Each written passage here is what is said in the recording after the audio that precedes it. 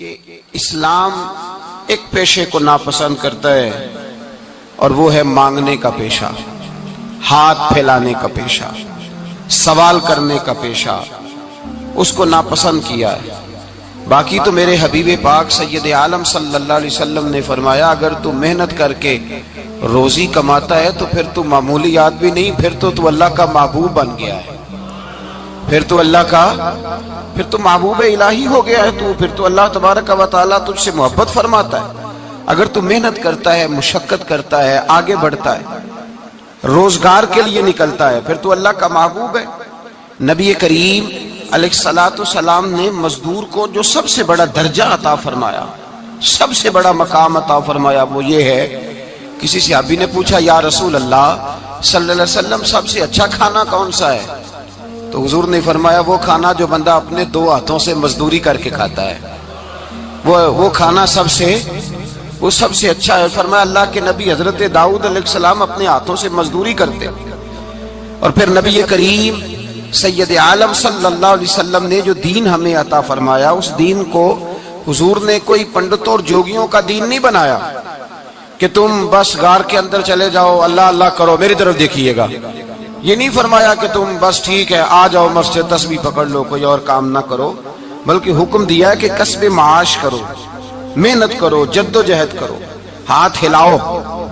قرآن مجید فرقان حمید نے کہا وَجَعَلْنَا اللَّيْلَ لِبَاسًا، رات تمہاری پردہ پوشی کے لیے بنائی گئی ہے، رات تمہاری پردہ پوشی کے، وَجَعَلْنَا النَّهَارَ مَعَاشًا، اور فرمایا دن تمہارے رزق کمانے کے لیے بنایا گیا، جد و جہد کے لیے۔ حضرت عیسیٰ علیہ السلام کی ایک نوجوان سے ملاقات ہوئی تو فرمایا تو کیا کرتا ہے؟ کہنے لگا میں عبادت کرتا ہوں۔ تو فرمایا کھاتا کہاں سے ہے؟ کہنے لگا میرا بھائی کمائی کرتا ہے تو وہ مجھے اس میں سے حصہ دیتا ہے۔ تو آپ فرمانے لگے پھر تو عبادت گزار نہیں، تیرا وہ بھائی تجھ سے زیادہ عبادت گزار ہے، جو تیرے لیے یہ بندوبست کرتا ہے، جو تجھے یہ جد و جہد کر کے دیتا ہے، وہ تیرے لیے۔ حضرت عمر فاروق رضی اللہ تعالیٰ عنہ نے اپنے دور خلافت میں شوق دلایا صحابہ کو، محنت کرنے کا شوق۔ ہمارے معاشرے کے اندر لوگ دوسرے کی کمائی پر وقت گزارنا چاہتے ہیں، دوسرے کے مال پر نظر رکھتے ہیں، مجھے کچھ سسرال سے مل جائے، کچھ مجھے رشتہ داروں سے مل جائے، کچھ مجھے دوست احباب سے مل جائے، کچھ مجھے باقی جگہوں سے مل جائے۔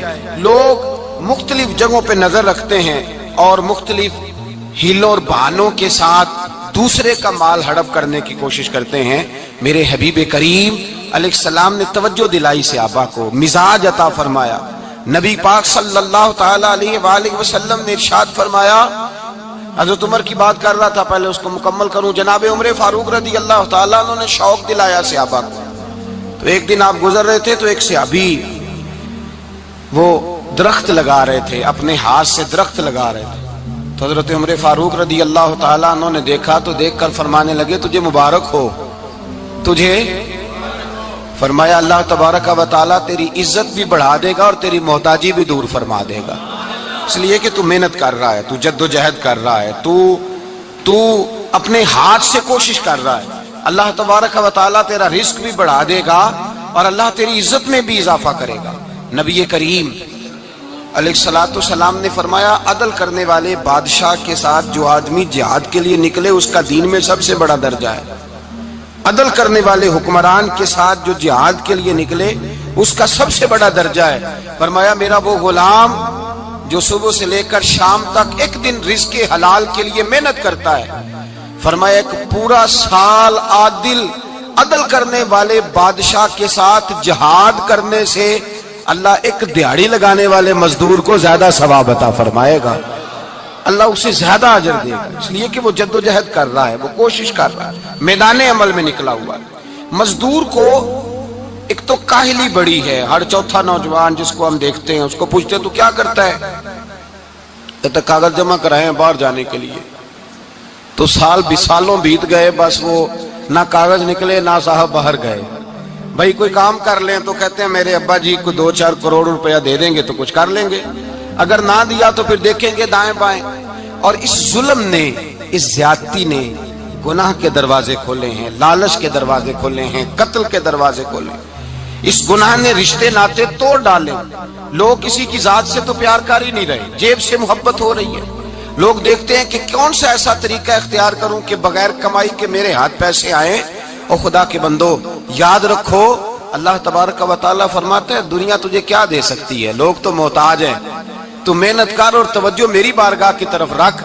حضرت عمر فاروق فرماتے ہیں مصطفیٰ کریم صلی اللہ علیہ وسلم نے فرمایا جو توجہ اللہ کی جانب رکھے اور کوشش کے لیے نکل کھڑا ہو, اس طرح پرندہ سویرے بھوکا جاتا ہے شام کو پیٹ بھر کے آتا ہے, اللہ اس بندے کو بھی پیٹ بھر کے روزی عطا فرمائے گا.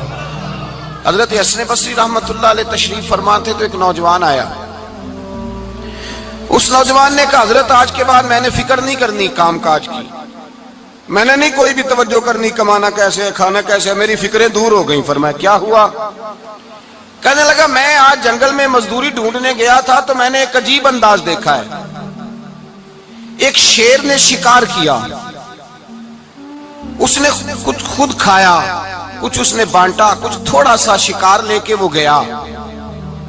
پہاڑ کی چوٹی پر ایک لومڑی بیٹھی تھی, وہ لومڑی دونوں ٹانگوں سے معذور بھی تھی, آنکھوں سے اندھی بھی تھی. اس شیر نے جا کے اس کے منہ کے اندر وہ شکار ڈالا ہے اور لومڑی نے کھایا ہے. کہنے لگا جو رب اندھی اور لنگڑی لومڑی کو پہاڑ پر رزق دے سکتا ہے مجھے بھی دے دے گا, میں نے کوئی کام نہیں کرنا. تو حضرت حسن بصری رحمت اللہ علیہ فرمانے لگے کتنی چیزیں دیکھی تو نے, ایک شیر اور ایک لومڑی. فرمانے لگے تو نے لومڑی بننے کا پروگرام بنایا, شیر بننے کا کیوں نہیں بنایا؟ تو شیر بننا, خود بھی کھا دوسروں کو بھی کھلا, تو نے لومڑی بننے کا پروگرام بنایا ہے. مزدوروں گویا حضرت حسن بصری فرما رہے ہیں کہ مزدور لومڑی نہیں ہوتا, مزدور تو شیر ہوتا ہے. مزدور تو یہ تو شیر ہوتا ہے, شیر.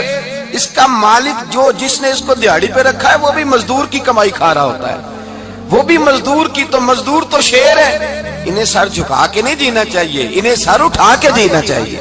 یہ تو بڑے قیمتی وجود کے لوگ ہیں جو مزدوری کرنے نکلتے ہیں, ان کے کچھ حقوق ہیں, کچھ حقوق. ہمارے حکمران بھی حقوق کا تعین کرتے ہیں, کہتے ہیں 15,000 سے زیادہ یہ جو بجٹ آیا ہے نا اس میں 15,000 سے زیادہ, کہتے ہیں مزدور کی تنخواہ 15,000 ہونی چاہیے. کتنی جی 15,000 سے کون سا گھر چلتا ہے؟ ویسے مولویوں کی بھی اتنی ہے, اور میرے خیال ہے کم مولویوں کی 15,000 ہے, 10 کے قریب ہی ہے. اور اس کو بھی کہتے ہیں کہ تو بڑا کھاتا ہے, ارادہ ہے عید کے بعد تجھے چھٹی کرا دی جائے, بڑے خرچے ہیں تیرے مولوی. 15,000 روپیہ تنخواہ مزدور کی, گزارا ہوتا ہے؟ آؤ میں تمہیں وہ اس بارگاہ پہ لے جاؤں جس نے سب کو شانیں عطا فرمائی ہے. حضرت ابوبکر صدیق رضی اللہ تعالیٰ عنہ خلیفۃ المسلمین بنے. خلیفہ بنے تو سویرے جس رات خلیفہ بنے سویرے سر پہ ٹوکری رکھی, منڈی کی طرف جا رہے ہیں. حضرت عمر فاروق رضی اللہ تعالیٰ عنہ مولا علی شیر خدا کو کسی نے بتایا کہ وہ تمہارا خلیفہ تو جا رہا ہے مزدوری کرنے, وہ تو جا رہا ہے کمائی کرنے. حضرت علی شیر خدا مولا کائنات جناب فاروق اعظم دونوں نے رستے میں روکا کہ ابو بکر کہاں جا رہے ہو؟ فرمانے لگے کام کرنے جا رہا ہوں, مزدوری کروں گا, منڈی میں جاؤں گا, تجارت کرتا تھا اس کو جاری رکھوں گا, بچوں کا پیٹ بھی تو پالنا ہے.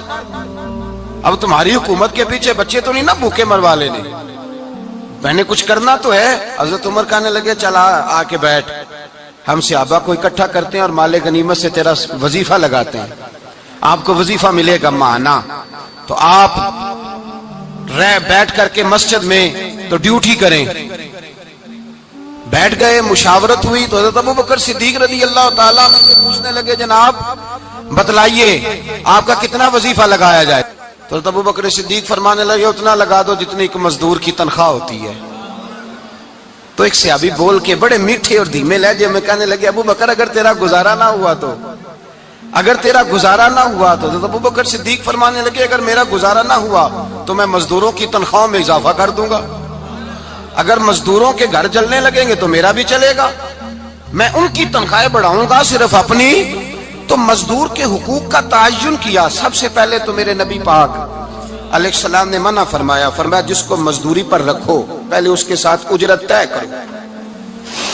حضور صلی اللہ علیہ وسلم نے فرمایا جب تک اجرت واضح نہ ہو جاؤ کسی کو کام پر, جب تک اجرت واضح نہ ہو جائے, مکمل نہ ہو جائے کہ کیا دینا ہے, طے کرے. کیا لوگے؟ جو جناب دے دیں گے لے لوں گا۔ شریعت اس کو پسند نہیں کرتی، محبوب نہیں رکھتی۔ پہلے اس کے ساتھ پہلا حق مزدور کو یہ دیا کہ اس کی اجرت پہلے، بولیے اجرت پہلے اجرت طے ہوگی، یہ پہلا حق ہے۔ اور مزدور کا دوسرا حق کیا بیان کیا میرے نبی پاک نے؟ فرمایا جب، اور یہ ایسی اعلیٰ بات ہے کہ جتنے حقوق لکھنے والے ہیں نا، جتنے بین الاقوامی سطح پر انسانی حقوق کا چارٹر بنانے والے ہیں، وہ کہتے ہیں کہ یہ ایسا نقطہ حضور نے بیان کر دیا ہے کہ اس سے آگے کو بڑھ ہی نہیں سکتا۔ یہ ایسی بات ہے کہ جس کی شرح بھی کوئی نہیں کر سکتا۔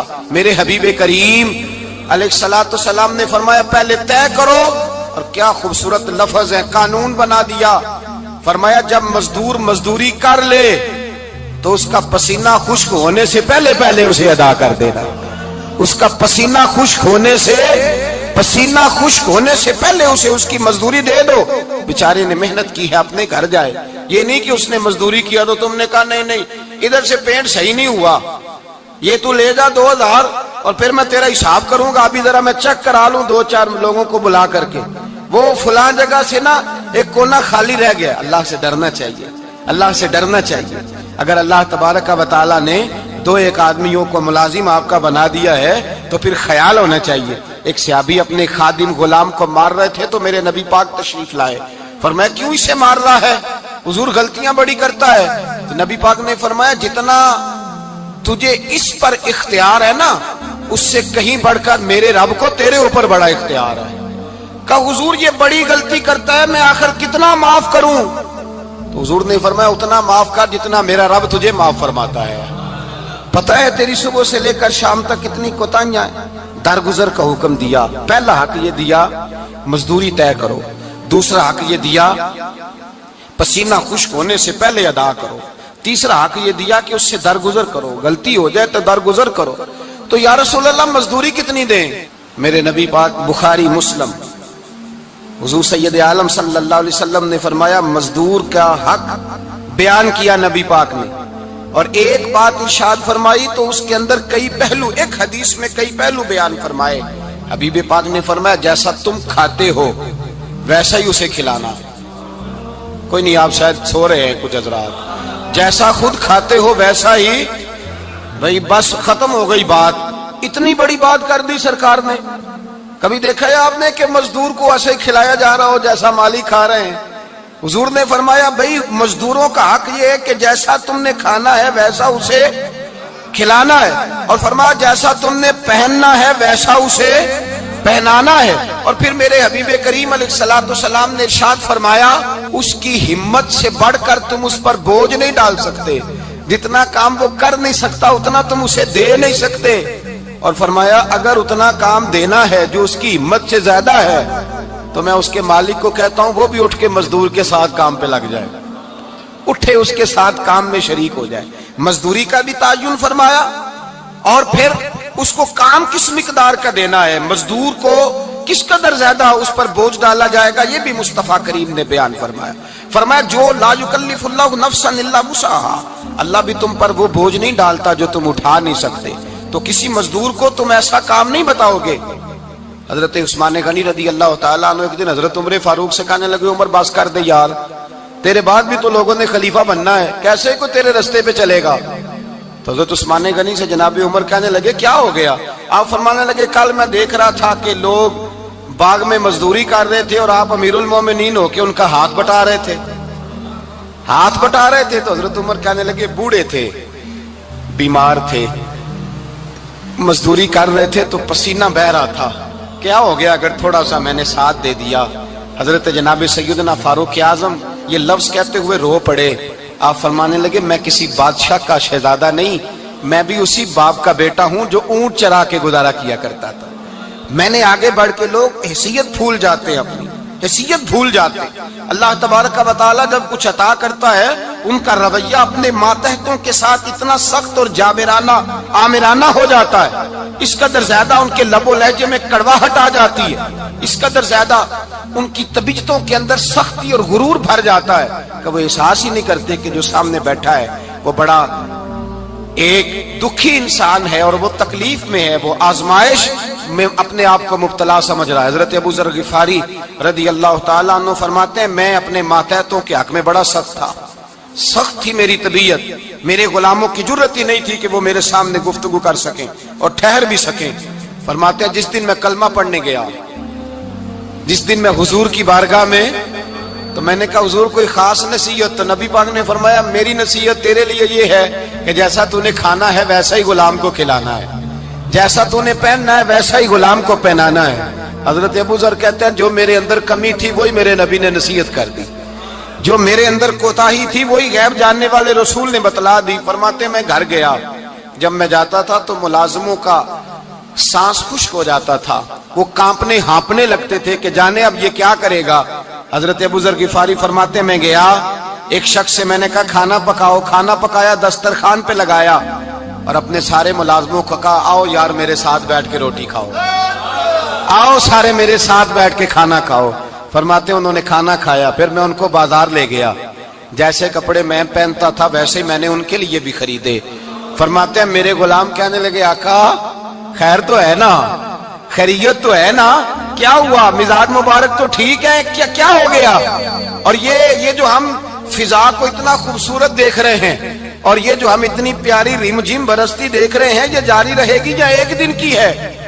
تو حضرت ابو ذر غفاری رو پڑے، کہنے لگے اب تمہیں ابو ذر غفاری بدلا ہوا ملے گا، اس لیے کہ اب میں وہ نہیں رہا، اب میں رسول اللہ کا کلمہ پڑھ کے غلام مصطفیٰ بن گیا ہوں، اب میں بدل گیا ہوں، میری طبیعت بدل گئی۔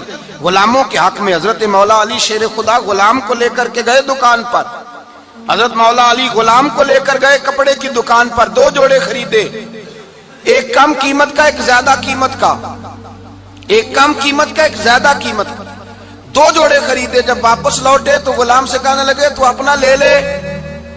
غلام کو پتا تھا کہ اس زمانے میں ہوتا کیا تھا، اس نے کم قیمت کا جوڑا اٹھایا۔ حضرت علی فرمانے لگے عجیب آدمی ہے، یہ تو تیرا نہیں، یہ تو میرا ہے۔ اس نے کہا حضور کس طرح سے؟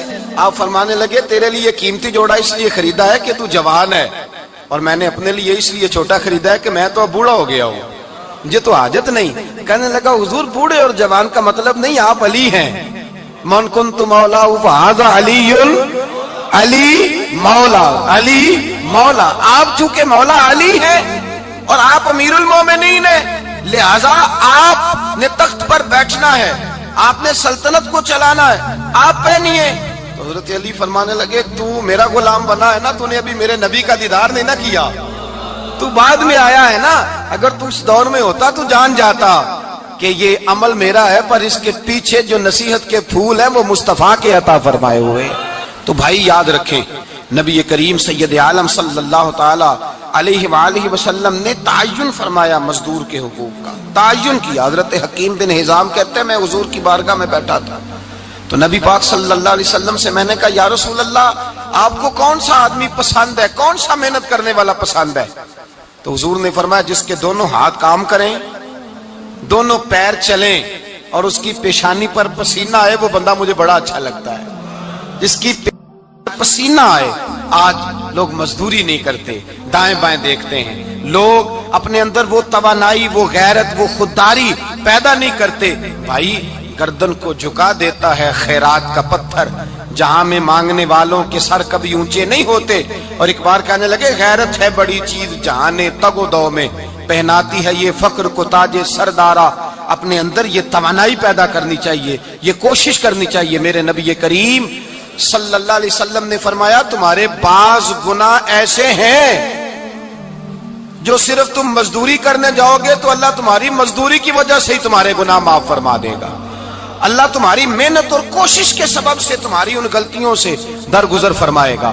حبیب کریم سید عالم صلی اللہ علیہ وسلم نے فرمایا مزدور جب قیامت کے دن آئے گا، بھئی عالم تو آیا، صوفی تو آیا، درویش تو آیا، صحابہ تو آئے، ان کا آنا تو شفاعت کے لیے شمار کیا گیا۔ میرے مصطفیٰ نے فرمایا جب مزدور آئے گا، مزدور کی سب سے بڑی غلطی یہ ہے کہ مزدور اپنے آپ کو نیچ سمجھتا ہے، مزدور کی سب سے بڑی غلطی یہ ہے کہ یہ اپنے آپ کو چھوٹا سمجھتا ہے، اس کی زیادتی یہ ہے کہ یہ اپنی سوچ کو بڑا نہیں کرتا، یہ سمجھتا ہے نہیں کہ بھئی میں تو 2 ہاتھوں کی محنت کی کمائی کھاتا ہوں، یہ آرزو کرم اور میں آپ سے کروں یہ بھیک اس کو دیجئے جس کا خدا نہ ہو۔ مزدور کی زیادتی یہ ہے کہ یہ اپنے آپ کو چھوٹا جانتا ہے۔ میرے مصطفیٰ نے فرمایا جب مزدور محنت کرنے والا قیامت کے دن آئے گا تو اس کا چہرہ اس طرح چمکے گا جس طرح 14ویں کا چاند چمکا کرتا ہے، اس قدر اس کا چہرہ چمکے گا جب آئے گا وہ صبح قیامت۔ میرے بھائیوں، مزدور ایک عظیم شخصیت کا نام ہے۔ محنت کرنا، اپنے دونوں ہاتھوں سے مشقت کرنا، جدوجہد کرنا۔ مجھے کئی سارے لوگ، میں جب ملک کے مختلف گوشوں میں جاتا ہوں تو کئی سارے لوگ کہتے ہیں آپ کے ابا جی کا مزار کدھر ہے، آپ کس مزار کے سجادہ نشین ہیں؟ تو میں ان سے کہتا ہوں میں سجادہ نشین نہیں، میں تو کسان کا بیٹا ہوں، اور میں اس شخص کا بیٹا ہوں جو رات کو 2 بجے اٹھ کے بھی گھر سے نکلتے تھے 2 نفل پڑھ کے۔ تو ہم پوچھتے تھے کہ اماں جی ابا جی کہاں گئے؟ تو کہتے تھے چند کھیتوں کو پانی لگانا تھا اور رات کو رخصت ہو گئے۔ فخر کی بات ہے، یہ اعزاز کی بات ہے، یہ اعزاز کی بات ہے۔ ہم نے ساری زندگی ان کے ہاتھ پہ چھالے دیکھے، لیکن بات لفظ زبان پر یہی دیکھی کہ بیٹا عزت والا وہی ہوتا ہے جو اپنے ہاتھوں سے محنت کر کے روزی کھایا کرتا ہے۔ بھائی یاد رکھیں یہ اعزاز کی بات ہے، اعزاز۔ مزدور کا بیٹا فخر کرے، کسان کا بیٹا ناز کرے۔ وہ جو آدمی سویرے جاتا ہے ویلڈنگ کا پلانٹ لے کے کام کرنے، اس کا بیٹا ناز کرے۔ وہ جس کا باپ پھاوڑا چلاتا ہے، چھینی چلاتا ہے، تھوڑا چلاتا ہے، وہ ناز کرے۔ اور مزار صرف ان لوگوں کے نہیں ہوتے جو اللہ اللہ کرتے ہیں، ہو کرتے ہیں، وہ تو قابل اعزاز ہے اللہ کے بندے، ان کے بھی مزار ہوتے ہیں۔ مزار وہ بھی ہوتا ہے جس کو میرے مصطفیٰ نے فرمایا القاسب حبیب اللہ، جو محنت کرتا تھا، ہاتھوں سے جدوجہد کرتا تھا، وہ بھی تو اللہ کا دوست ہے نا، اس کا بھی تو مزار ہے نا، اس کی بھی تو قبر پر انوار ہے جو اللہ کا محبوب ہو کے گیا۔ تو بھائی اپنا اعزاز جانے، سمجھے اس بات کو۔ میرے مصطفیٰ کریم صلی اللہ علیہ وسلم مزدور کو عزت دیتے، وقار دیتے، اور جو حضور کے گھر میں خادم ہوتے ان کی ناز برداری کرتے۔ ہمارے گھر میں جو بی بی برتن دھوتی ہے وہ ہمارے ساتھ بیٹھ کے روٹی نہیں کھا سکتی، اس کو یہ اجازت نہیں ہوتی۔ ہمارا جو مزدور ہوتا ہے نا، ایک صاحب کہنے لگے یہ بچہ میرے پاس کام کرتا ہے، اس کے ابا جی بھی کرتے تھے۔ تو میں نے کہا اس کا مطلب یہ ہے کہ تم نے آگے نہیں بڑھنے دیا، تم نے کہا مزدور ہی رہنا ساری زندگی، یہی رہنا میرے پاس، آگے نہ بڑھنا۔ میرے مصطفیٰ کریم سید عالم صلی اللہ علیہ وسلم کے پاس جو لوگ کام کرتے تھے، محنت کرتے تھے، مشقت کرتے تھے، ہمارا ملازم ڈرتا ہے، کامتا ہے، وہ بات کرتا ہے تو صاحب جی کہتے کہتے زبان تھکتی ہے، 100 دفعہ موڈ کو دیکھتا ہے، گالیاں کھاتا ہے بیچارہ، اس کی عزت نفس کو اچھالا جاتا ہے، اس کو رسوا کیا جاتا ہے، اور وہ بیچارہ رات کو رضائی میں منہ دے کے روتا ہے کہ یار میرے نصیب صرف اس لیے کمزور ہیں کہ میں غریب کے گھر میں پیدا ہوا ہوں۔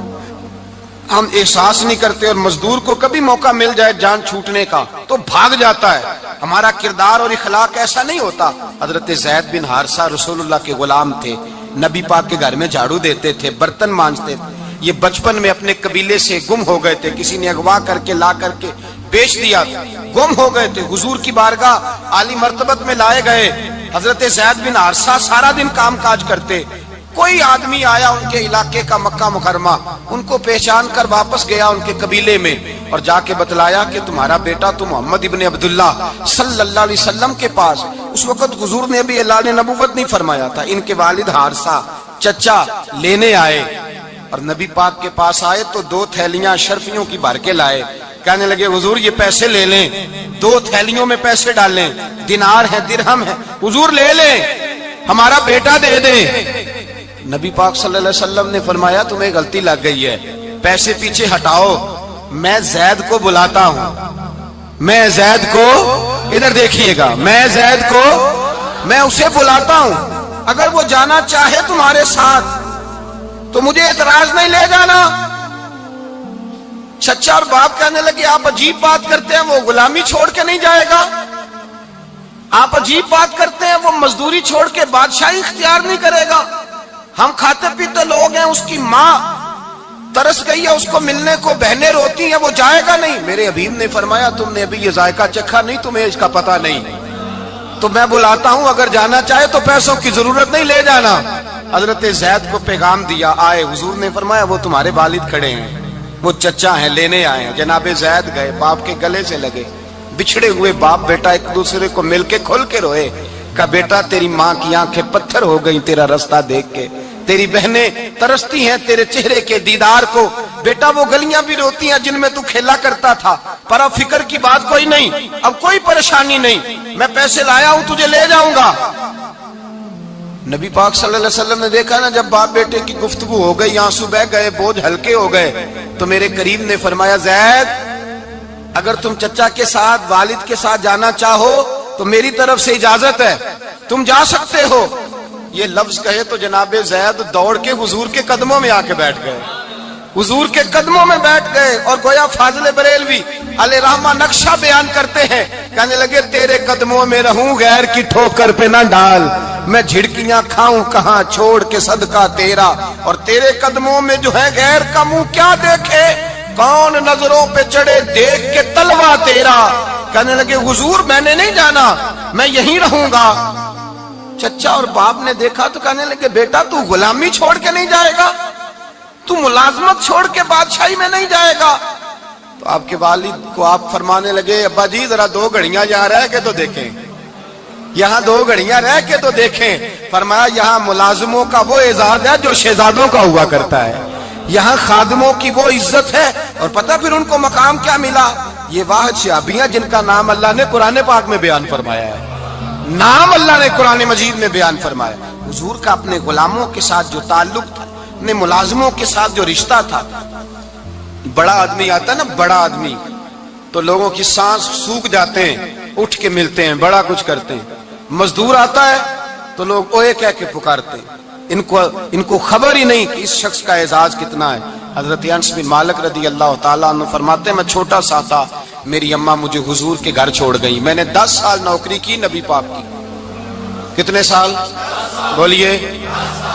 12ویں دن لوگ کہتے ہیں بس بھائی ختم ہو گیا، اب فرینکنس ہو گئی ہے، اب جو مرضی تیرے ساتھ کریں گے۔ 10 سال نوکری کی میں نے، لیکن جناب انس فرماتے ہیں نبی پاک نے کبھی مجھے اف تک بھی نہیں کہا تھا، اف تک بھی نہیں کہا تھا، اف تک بھی۔ حضور نے بھیجا جاؤ فلاں آدمی کو بلا کر کے لاؤ۔ حضرت انس بن مالک رضی اللہ تعالیٰ عنہ فرماتے ہیں میں بلانے گیا، بچہ تھا چھوٹا سا، رستے میں بچے کھیل رہے تھے تو میں ان کے ساتھ کھیلنے لگا، محو ہو گیا، مجھے پتہ ہی نہ چلا وقت کا۔ حضور نے جب مجھے بھیجا تو فرمایا جلدی جانا اور جلدی آنا، اب مجھے خبر ہی نہیں، بڑی دیر ہو گئی۔ حضور وہاں انتظار کر کر کے خود تشریف لائے، کہتے جب نبی پاک آئے تو میں بچوں کے ساتھ کھیل رہا تھا، حضور نے جب مجھے کھیلتے ہوئے دیکھا، میری اچانک نظر پڑی تو میرے ہوش اڑ گئے۔ حضور نے تو کہا تھا جلدی آنا، اور میں یہاں کھیلنے لگا، یہاں اتنا الجھا کہ مجھے خیال نہیں رہا کس کام آیا ہوں۔ حضرت انس فرماتے ہیں میں ڈرنے لگا، جیسے جیسے حضور قریب آتے میری ٹانگیں کانپتی۔ فرماتے ہیں جب نبی پاک قریب آئے تو قربان جاؤں معصوم آمنہ کے، فرماتے ہیں حضور نے میری گردن پہ تھپکی دی، اور حضور نے ہنس کے فرمایا او بھائی لگتا ہے تو کھیل میں گم ہوا ہے تو تجھے یاد ہی نہیں رہا میں نے کس کام بھیجا تھا، تجھے یاد ہی نہیں رہا۔ کہ یا رسول اللہ صلی اللہ علیہ وسلم میں بھول گیا تھا، میں ابھی جاتا ہوں۔ کیا انداز ہے، کیا شفقت ہے، کیا رنگ ہے، حضور میں ابھی گیا اور ابھی آیا۔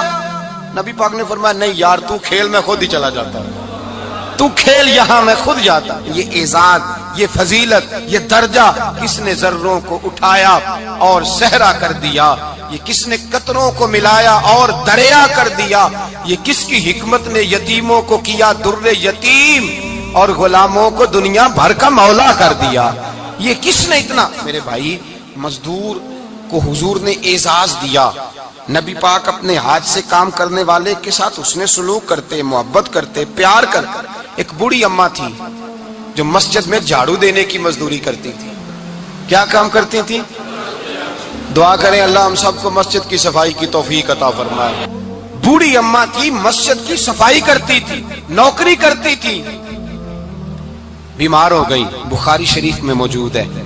اللہ کے محبوب صلی اللہ علیہ وسلم روز تیمارداری کرنے جاتے، ایک وقت ایسا آیا کہ دن میں 2 مرتبہ حضور تیمارداری کرنے جاتے۔ ایک شام نبی پاک نے فرمایا اس کا انتقال ہو جائے تو مجھے اطلاع کرنا۔ صحابہ کہتے ہیں رات کے وقت ان کا انتقال ہوا، ٹھنڈ کا موسم تھا، ہم نے حضور کو تکلیف دینا مناسب نہ سمجھا، ہم نے دفن کر دیا۔ سویرے اللہ کے حبیب نے پوچھا تم نے مجھے اطلاع کیوں نہیں دی؟ حضور سردی بڑی تھی۔ کون جاتا ہے مزدوروں کے جنازوں میں؟ کون جاتا ہے مزدوروں کے جنازے میں؟ یہاں تو اب جنازے بھی سیاسی ہو گئے ہیں، اب تو کوئی بہت بڑا امیر آدمی فوت ہو جائے تو وہاں رش ہوتا ہے، وہاں رش ہوتا ہے، गरीबों का तो जनाजा भी कोई नहीं पढ़ता। हजरत जनाब सैयदना अबू हुरैरा रदी अल्लाह ताला अन्हु फरमाते हैं, हुजूर ने फरमाया मुझे इत्तिला क्यों नहीं दी, तुम्हें उसके एजाज का नहीं पता? वो मजदूर थी, मस्जिद में झाड़ू देती थी, तुमने खबर ही नहीं दी। हुजूर विशाल हो गया, फरमाया चलो मुझे बताओ कब्र कहाँ है। हुजूर सारा कुछ जानते हैं, लेकिन ये सारी तमीद इसलिए बयान की कि एक मजदूर की शान वाज़े हो जाए। फरमाया बताओ कब्र कहाँ है। सहाबा कहते हम कब्र पे ले गए तो मेरे नबी ने फरमाया सफे बनाओ, मैं दोबारा जनाजा पढ़ाऊंगा। मैं दोबारा जनाजा नहीं हो सकता। उस वक्त हो सकता है जब वारिस ने ना पढ़ाओ, फिर दूसरा जनाजा जायज है। वारिस ना पढ़े तो उससे पहले 20 जनाजे भी हो जाएं, तो जब वारिस पढ़ ले फिर दूसरा जनाजा नहीं हो सकता। हुजूर ने दूसरा जनाजा इसलिए पढ़ा है कि हुजूर अपनी सारी उम्मत के वारिस हैं, नबी पाक सारी उम्मत के वारिस हैं। फरमाया पर बनाओ सफे, मैं जनाजा पढ़ाता हूं। मजदूर को एजाज दिया, प्यार किया।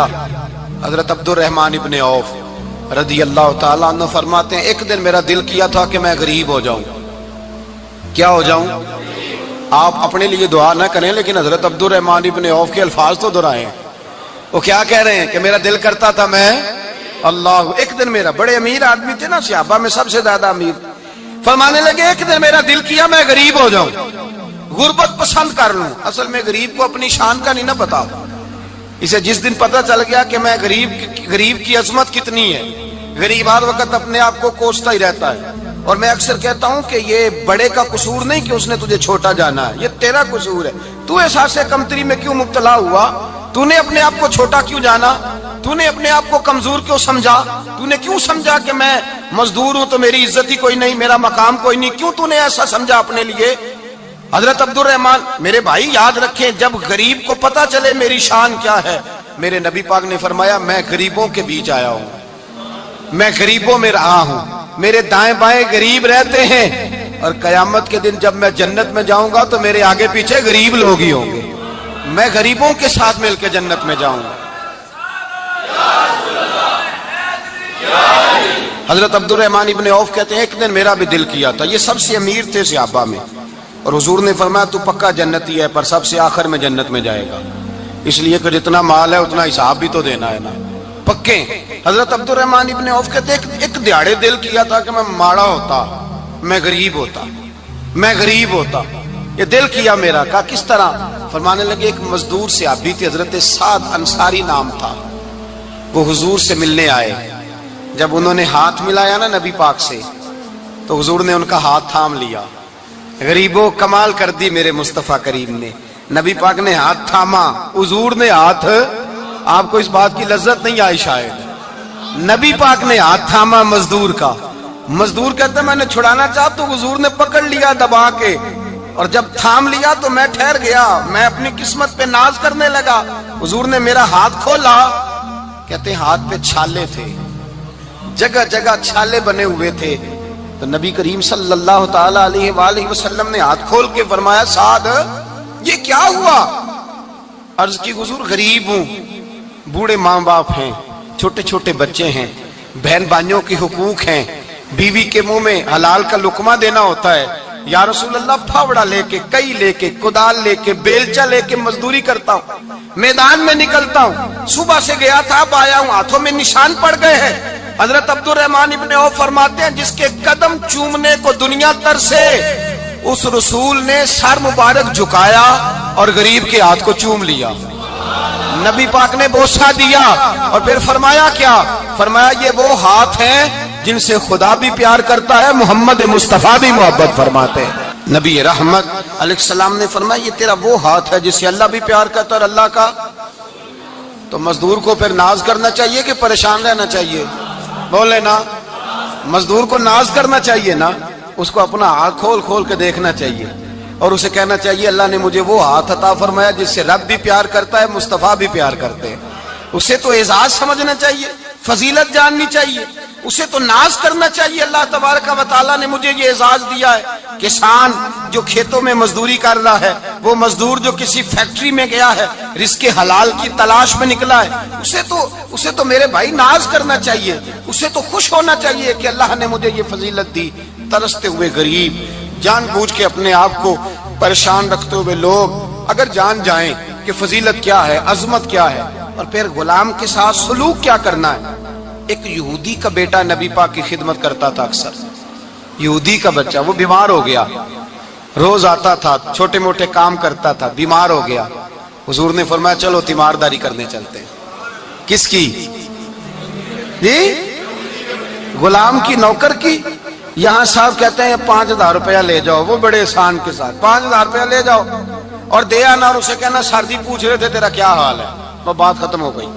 حضور بنفس نفیس گئے اور غریب کا گھر تھا. وہ یہودی باہر نکلا جس کا بیٹا بیمار تھا، تو کہتا جب دروازے پہ میں نے مسلمانوں کے نبی کو کھڑے دیکھا تو میرے پیروں تلے زمین ہی نکل گئی. میں نے کہا حضور مجھ غریب کی کٹیا میں کیسے آئے؟ پر میں تجھے پتا ہے نا تیرا بچہ میری نوکری کرتا تھا، یا کبھی بیمار ہو گیا، میں تیمارداری کرنے آیا ہوں.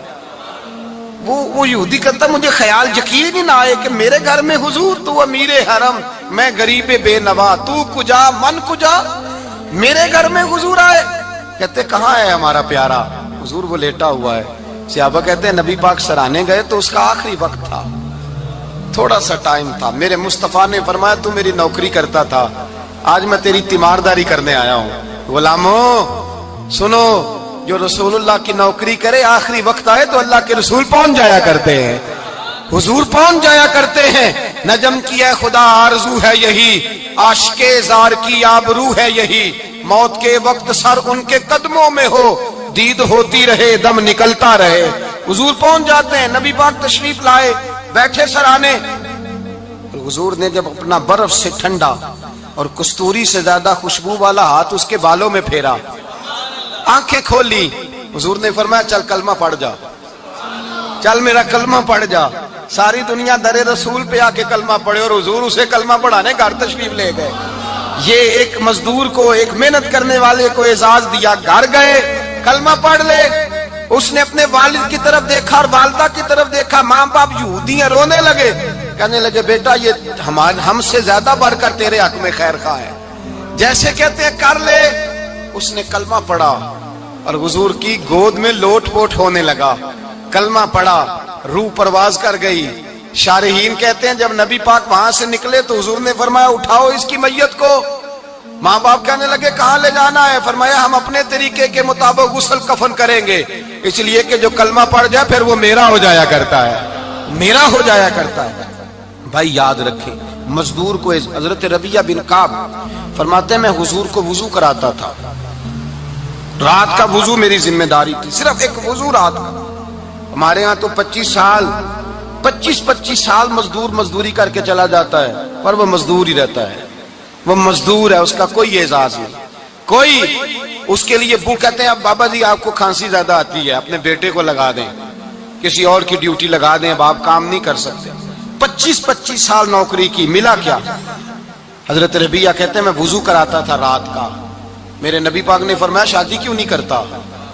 تو میں نے کہا یا رسول اللہ نہ میرے پاس حسن ہے، نہ پیسے ہیں، نہ کوئی کاروبار ہے، مجھے کون رشتہ دے گا؟ میرا روپ بھی نہیں تے میرا رنگ بھی نہیں، میں نے یار مناؤن دا ٹانگ بھی نہیں، کون مجھے رشتہ دے گا؟ کہتے ہیں حضور خاموش ہو گئے. دوسرا دن آیا تو میں وضو کرانے پہنچا تو نبی پاک نے فرمایا شادی کیوں نہیں کرتا؟ کہتے ہیں میں نے کہا حضور کون رشتہ دے گا؟ وہی 3 باتیں دہرائیں، نہ پیسے ہیں، نہ حسن ہے، نہ کوئی کاروبار ہے، نہ مکان ہے. فرمایا حضور نے تیسرے دن پھر کہا. جب دوسرا دن ہوا نا تو حضور نے کہا، حضور خاموش ہوئے میرے جواب پر. میں نے کہا یار کتنا بیوقوف ہوں، حضور روز پوچھتے ہیں اور میں جواب ہی نہیں دیتا. کہتے ہیں تیسرے دن میں نے ارادہ کیا آج نبی پاک پوچھیں گے تو میں کہوں گا حضور جیسے دل کرتا ویسے ہی کرا دیں. کہتے ہیں تیسرے دن میں گیا، سارا وضو کرا لیا پر نبی پاک نے پوچھا ہی نہیں. میں ارادہ کر کے گیا تھا کہ آج پوچھیں گے تو بتا دوں گا، حضور نے پوچھا ہی نہیں. فرماتے ہیں وضو مکمل ہو گیا، میں دروازے تک چلا گیا تو مصطفیٰ نے آواز دی. فرمایا واپس پلٹنا، میں پلٹا تو حضور نے فرمایا تو شادی کیوں نہیں کرتا؟ کہتے ہیں میں کھل کے مسکرایا. میں نے کہا محبوب تیرے کرم پہ قربان جاؤں، کیا انداز محبت ہے، حضور مہربانی کریں کرا دیں. فرمایا فلاں سردار کے پاس جا، ایک وضو کراتے ہیں اور اعزاز حضور نے کتنا دیا، جا سردار کے پاس اور اسے جا کے کہہ کہ اللہ کے رسول فرماتے اپنی بیٹی کا نکاح تیرے ساتھ کر دے. فرماتے میں گیا، ماں باپ کو بڑی فکر ہوتی ہے بیٹیوں کی. وہ کہنے لگا میں شام کو خود نبی پاک کی بارگاہ میں آؤں گا کہتے ہیں میں باہر نکلنے لگا تو وہ بچی پردے کی اوٹ سے بولی, کہنے لگی غلام ٹھہر جا, ابا جی آپ کو میری فکر ہے, اماں جی میری فکر ہے, میری فکر نہ کریں اور یہ نہ دیکھیں آیا کون ہے, یہ دیکھیں بھیجا کس نے ہے.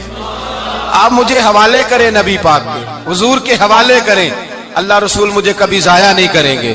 حضرت ربیہ کہتے ہیں حضور نے میری شادی کا بندوبست کیا. حضرت بریدہ اسلمی سے کہا کہ تو اس کے لیے کھجور کی گٹھلی کے برابر سونا لا. حضرت حارثہ بن نعمان سے کہا تو اس کے لیے ایک کمرے کا حجرے کا بندوبست کر. حضرت عثمان غنی سے کہا تو نے ولیمہ کرانا اس کا. فرمایا میں تو تھوڑی نوکری کرتا تھا, مصطفیٰ نے ساری زندگی کا ہی بندوبست فرما دیا. یہ مزدور کے ساتھ حضور کا انداز ہے. پہلے میں نے شروع میں کہا کہ مزدور اس بات کو سمجھتا ہی نہیں کہ اس کا مقام کتنا, وہ اس بات کو جانتا ہی نہیں اللہ نے اسے اعزاز کتنا دیا ہے. ملت کا جوان سب سے پہلے تو کبھی کسی کی جیب کی طرف نہ دیکھے. اور یہ بات یاد رکھ لیں, درجنوں بزرگوں کے ارشادات کی روشنی میں ایک موٹی بات بیان کر رہا ہوں, توجہ ہے میری بات پر. جس کی توجہ دوسروں کی جیب پہ ہوتی ہے وہ رسوا ہو جاتا ہے. کاہل لوگ جو زندگی میں صرف ہاتھ پھیلانے کے عادی ہوتے ہیں, ان کے دامن میں سوائے رسوائی کے کچھ نہیں آتا, ان کے حصے میں سوائے بدنامی کے کچھ نہیں آتا. اور جو اپنی بازو کی قوت کے زور پر, اقبال کہتے ہیں اپنی دنیا آپ پیدا کر اگر زندوں میں ہے, سر آدم ہے ضمیر کن فکاں ہے زندگی. اپنے لیے خود جینا سیکھیں, ملت کے لیے کچھ کرنا سیکھیں. معاشرے کے اندر اس سے ادھار پکڑ کے اس کو دے دیا تو اس سے پکڑ کے اس کو دے دیا, 2 دن اس کے پاس چلے گئے لینے تو 4 دن اس کے پاس چلے گئے. کبھی کو دوست باہر سے آ گیا تو اس کے پیچھے بھاگنے لگے, چاپلوسی کرنے لگے. 2-4 جوڑوں کی خاطر, ایک موبائل کی خاطر چھوڑیں اس دھندے سے باہر آئیں. میں نے کہا ایک پیشہ برا ہے, ایک پیشہ, اور وہ ہے ہاتھ پھیلانا, باقی کوئی پیشہ برا نہیں. 18 گھنٹے مزدوری کرو, نکلو باہر نکلو, میدان میں آؤ, جدوجہد کرو, مزدوری کرو جب تیرا ہاتھ مزدوری تک جائے. اور یاد رکھو رزق حلال کھانا ہے اور رزق حلال ہی کھلانا ہے. یہ وقار ہے, رزق حلال مومن کا وقار ہے. جو لوگ لقمہ حرام کھاتے ہیں وہ اپنا وجود کھو بیٹھتے ہیں, روحانی طاقتیں کھو بیٹھتے ہیں. میرے اعلیٰ حضرت رحمت اللہ علیہ فرماتے ہیں جس کا نماز میں دل نہ لگے, جس کا مسجد جانے کو دل نہ کرے, جس کا عبادت پہ توجہ نہ ہو, جس کا دین کی طرف رغبت نہ ہو, اسے غور کرنا چاہیے کہ اس کا کہیں رزق میں لقمہ حرام تو شامل نہیں ہو گیا. فرمایا جب لقمہ حرام شامل ہوتا ہے تو اللہ تبارک و تعالی معرفت کا نور چھین لیتا ہے, پھر انسان کی زبان سے تاثیر چلی جاتی ہے, پھر اس سے سجدوں کی جو کیفیت ہوتی ہے وہ روٹ جاتی ہے, درود و سلام کے ذائقے نصیب نہیں ہوتے.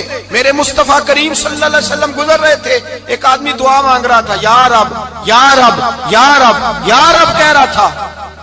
نبی پاک نے فرمایا یہ قیامت تک بھی دعا مانگے تو اس کی قبول نہیں ہوگی. صحابہ نے کہا حضور آپ تو رحمت للعالمین ہیں اور آپ فرما رہے ہیں اس کی دعا قبول نہیں ہوگی. نبی پاک نے فرمایا اس لیے قبول نہیں ہوگی کہ جو کپڑے پہنے ہیں وہ بھی حرام پیسوں کے ہیں, اور جو اس نے کھایا ہے وہ بھی حرام پیسوں کا ہے, اور جو پیا ہے وہ بھی حرام پیسوں کا ہے. کیسے اس کی التجا اس کی بارگاہ میں قبول ہوگی جب یہ لباس سے لے کر خوراک تک اور خوراک سے لے کر مشروب تک ہر چیز ناجائز پیسے. تو معرفت کا حسن کیسے پیدا ہوگا, فجر میں آنکھ کیسے کھلے گی, قرآن پاک کی طرف دل کیسے جائے جب تیرے اندر رزق حلال جاتا ہے. حضرت بایزید بستامی فرماتے ہیں تو محنت کر کے حلال کی روٹی کھا, وہ تیرے وجود کے اندر جا کے نور بن جائے گی, اور ایسا نور بنے گی کہ وہ روٹی تجھے صبح خود جگا کے بیدار کرا کے اللہ کی بارگاہ میں جھکا دے گی. رزق حلال کھائیں, محنت کریں, جدوجہد کریں. حاتم طائی بہت بڑا سخی تھا. کسی شخص نے ایک دن حاتم طائی سے پوچھا کہ تو نے کبھی اپنے سے بھی بڑا سخی دیکھا ہے؟ کہنے لگا ہاں میں نے اپنے شہر کا ایک بابا دیکھا تو مجھ سے بھی زیادہ سخی ہے, مجھ سے بھی زیادہ سخی, مجھ سے بھی زیادہ تھا, تجھ سے زیادہ. کہنے لگے میں نے سارے شہر کی دعوت پکائی, چھوٹے بڑے امیر غریب سارے آئے, دعوت پکائی سارے شہر کی, سب لوگ آئے, ہر آدمی کو میں نے بلایا, علماء کو, ادیبوں کو, شاعروں کو, تاجروں کو, صنعت کاروں کو, سب کو دعوت دی. میں نے سوچا کہ ذرا دیکھوں تو صحیح پلٹ کے کوئی رہ تو نہیں گیا جو آیا نہ ہو. چہرے پہ میں نے نقاب ڈالا اور میں باہر نکلا. ایک ضعیف بزرگ لکڑ آ رہا, جنگل میں لکڑیاں کاٹ رہا ہے.